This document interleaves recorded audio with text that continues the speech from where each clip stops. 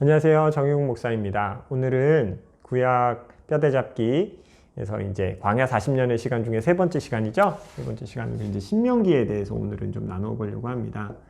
여러분 신명기 하면 신명기에 대한 오해가 있어요. 뭐냐면 신자가 다시 신자다. 그래 새로운 신이다. 제가 헷갈렸네요. 새로운 신이다 해가지고 새로운 명령이다, 새로운 율법이다 라고 생각하시는 분도 계실 것 같은데, 신자는 사실 다시 신자입니다. 그래서 이스라엘 백성이 출애굽해서 이제 모세에게 하나님이 주셨던 율법을 다시 한번 상기시켜주는 말씀이 바로 이 신명기 말씀이에요. 그런데 이 신명기 말씀을 이해하기 위해서 우리가 좀 지도도 살펴봐야 될 것이 있는데, 여기가 갈릴리 바다 요단강 사이이고 여기가 애굽이죠. 여기 내려와서 요만큼 시나이 반도가 있고요. 이렇게 이제 여기가 사우디라고 보시면 좋을 것 같아요. 이렇게 있는데 애굽에서 나와서 홍해 건너고 시내산에 가서 1년 2개월 정도 있었죠. 그러다가 이제 출발해서 가데스바네아에 와서 정착하고 난 다음에 40년 뺑뺑이 생활하다가 모세가 모압 평지까지 옵니다. 그래서 요단강 동편까지 정복해주고, 이 요단강 동편은요, 이제 갓 지파, 르우벤 지파, 이제 므낫세 50%.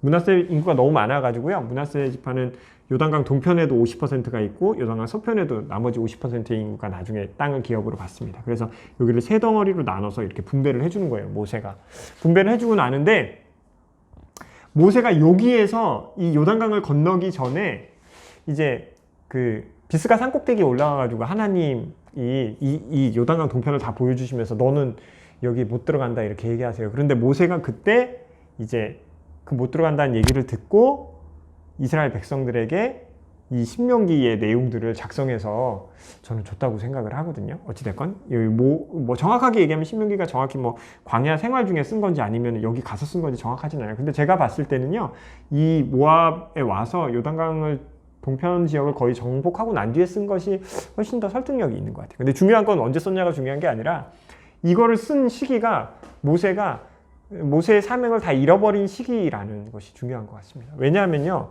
이 땅에서 제일 처음 이 시내산에서 이스라엘 백성들을 구원할 것을 하나님이 모세에게 명령하셨을 때 가기 싫은 거 데려다가 다 하고 여기까지 왔는데 결국에는 그 요단강을 건너지 못하게 되잖아요. 그럼 물론 모세의 잘못도 있었지만 하나님이 모세에게 좀 용서해 주실 수도 있지 않을까 싶었는데, 모세 하나님이 그거에 있어서는 절대로 용납하지 않아야 하시고 넌 여기까지 됐다 이렇게 딱 잘라버리시거든요. 그래서 조금은 하나님이 모세에게는 너무 좀 모세의 마음이 서운하겠다, 인색하신 거 아닌가, 좀 봐주시지 이런 생각이 들기도 하는데, 사실은 모세가 이때 당시 나이가 120세였어요.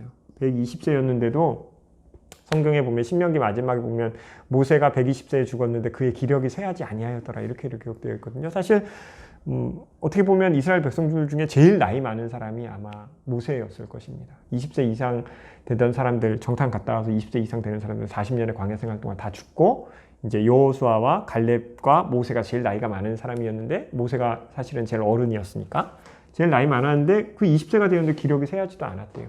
그러니까 사실은 어떻게 보면 건너가서 싸울 수도 있었을 때인데도 불구하고 거기서 생을 마감하시고 하나님이 이제 그만하고 내 곁으로 올라와라 하고 하시면서 이제 모세를 데려가신 곳이 바로 이 모압 평지이고, 하나님이 성경에 특별히 모세의 죽음에 대해서 기록하실 때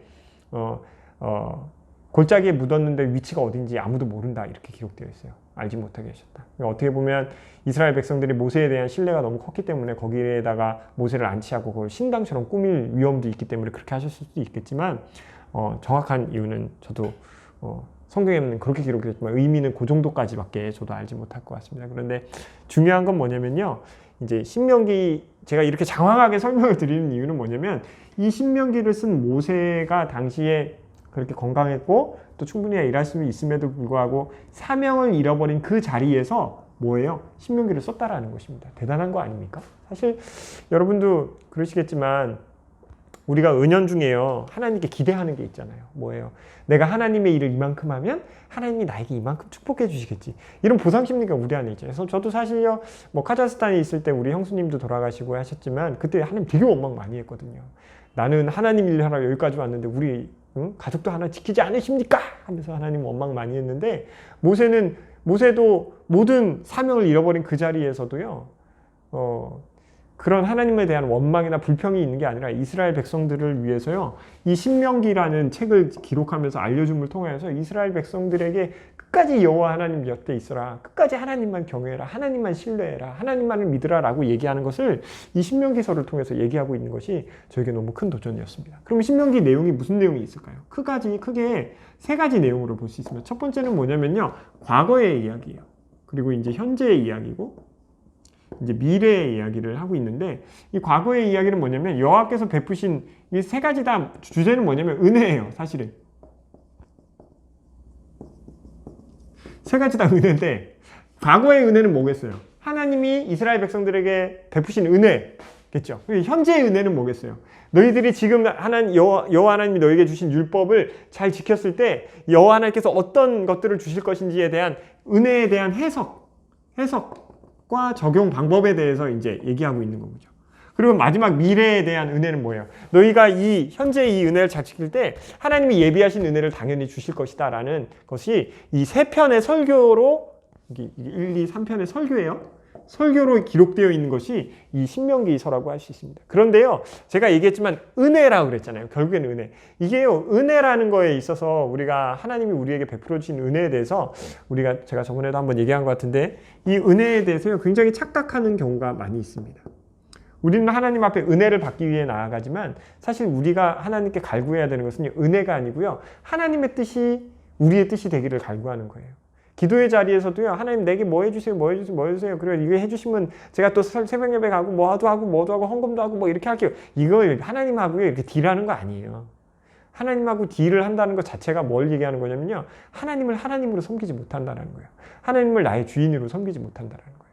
하나님하고 딜할 게 어디 있어요. 우리가 다 내어드려도 부족한 게 우리의 인생인데, 그래놓고 끝까지 뭐도 구해요. 하나님 은혜도 달래요. 근데 사실은요, 하나님은요 은혜를 주시는 분이에요. 하나님이 은혜의 근원이시고요, 하나님이 은혜의 모든 시발점 되세요. 그래서 하나님 입장에서 은혜는요, 하나님께 필요한 것이 아니라 인간에게 필요한 것을 하나님이 아시고 공급해 주시는 것이 하나님 입장에서의 은혜예요. 하나님께 필요 없어요. 인간에게 필요해요. 그러면 우리는 그럼 우리에게 필요하고 우리가 하나님께 은혜를 달라고 간구해야겠네요. 맞아요. 그러나 간구하는 방법이 틀렸어요. 딜을 하거나 뭐 할게요가 아니라, 서운하고 해주시면 해줄게, 이게 아니라 뭐냐면요, 여태까지 베푸신 은혜를요, 그 은혜를 잘 기억하고 지키는 것, 그것이요 미래의 은혜를 계속해서 공급받는 방법이라는 것입니다. 방법 똑같아요. 너희들이 과거에 하나님의 은혜를 받았어. 그러니까 너희가 지금 현재의 삶에서 그 은혜들을 잘 해석하고 적용하고 삶 가운데서 잘 지켜야 돼. 그럼 뭐해? 하나님이 예비하신 은혜는 반드시 내려주실 거야. 하나님이 날마다 예비하신 은혜들이 있어. 그걸 잘 하나님이 내려주시기로 약속하셨다는 것입니다. 그래서 여러분, 우리가 하나님의 은혜를 받기 위해서 노력해야 될 게 아니라요, 하나님의 은혜, 여태까지 내 삶을 채우신 하나님의 은혜를 지키는 것이요, 사실은 우리 신앙인들이 해야 될 일입니다. 그 은혜를 지키는 모양이 뭘로 드러나는 거예요? 내게 받으신 은혜, 내 안을 채우신 하나님의 물질에, 아니면 또 내 영적으로 채우신 그 모든 말씀들을요 어떻게 표현하냐라는 거예요. 누구하고 나눌 거냐라는 거예요. 나를 사랑하는 사람들하고만 나누는 거예요. 내가 사랑하고 싶은 사람만 하고 나누는 게 아니라 원수를 사랑하는 모양으로 드러나는 것입니다. 우리가 하나님과 원수된 자였잖아요. 그럼 우리에게 하나님의 은혜를 베푸셔서 하나님의 사람으로 삼으신 것처럼 나하고 원수된 자들에게 하나님의 은혜를 베푸는 것, 그런 방식들을 통해서요, 내가 은혜 받은 자라는 사실을 상기하고 기억하고 지키는 방식으로 하나님이 예비하신 은혜들을 우리에게 공급해 주셨다는 믿음을 거기에서부터 발견해야 되는 것이 우리 신앙인들의 삶이라는 것입니다. 여러분, 신명기서는요 재미있어요. 읽어보시면 그렇게 어렵지 않을 거예요. 법전들, 정결법들, 이런 어려운 법들도 나오지만요, 사실 그 모든 것들이 무엇을 위한 것이냐면, 너희들의 이 삶은 내가 너희들에게 구원의 은혜를 베풀었다는 것을 상기시켜주는 한 가지 통로들인 것입니다. 그리고 내가 지난번 레위기랑 이제 민수기에서도 레위기에서 나눈 것처럼 하나님의 사람으로 살아갈 때 세상 사람들과 다른 구별되어진 거룩함을 보여주기 위한 것들입니다. 그 구별된 모습을 보여주는 게 뭐예요? 나는 은혜 받은 자라는 것을 보여주는 건 거예요. 먹고 싶은 거 다 먹으면서, 하고 싶은 거 다 하면서, 세상 사람들과 똑같이 나쁜 일에 대해서 지적질하고 정죄하고 판단하는 모습을 통해서 우리가 하나님의 은혜를 지키는 모습을 절대로 드러낼 수 없습니다.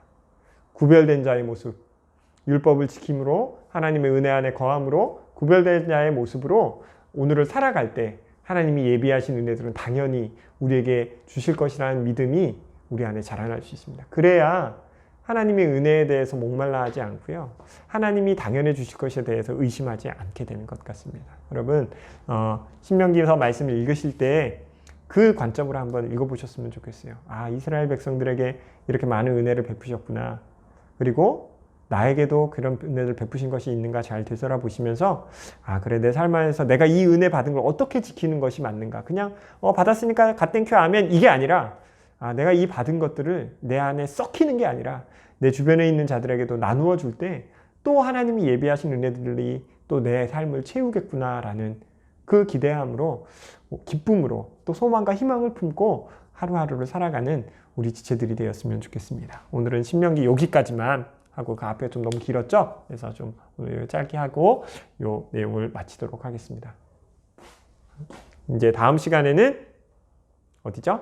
이제 광야 40년이 끝났으니까 여호수아서, 이제 정복기, 이스라엘 백성이 가나안 땅을, 요단강을 건너서 이 가나안 땅을 정복하는 정복의 이야기를, 정복과 정착과 언약 갱신의 이야기를 좀 다음 시간에 나눠보도록 하겠습니다. 오늘은 제가 준비한 건 여기까지고요. 항상 건강하시고 다음 시간에 뵙도록 하겠습니다. 샬롬.